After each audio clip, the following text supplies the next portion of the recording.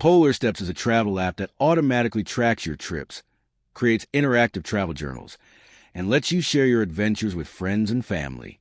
It's popular among frequent travelers. But the real question is, should you download it before watching this? Now, to be fair, Polarsteps has built a strong reputation and is widely used by travelers looking for an easy way to document their journeys. What it does well: automatic trip tracking.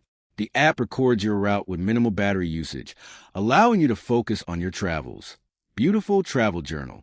It combines photos, notes, and maps into a timeline of your trip, where the hype falls apart. GPS tracking isn't always perfect.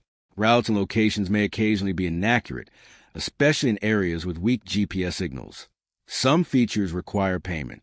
While the core app is free, certain premium features and printed photo books cost extra. Privacy depends on your settings. If you're sharing your trips, make sure you understand who can view your travel journal.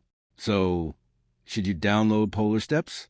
Short answer: yes, if you enjoy documenting your travels.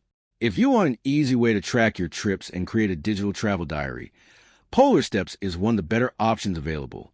But don't expect it to replace dedicated travel planning apps. Thanks for watching. Don't forget to like and subscribe for more videos.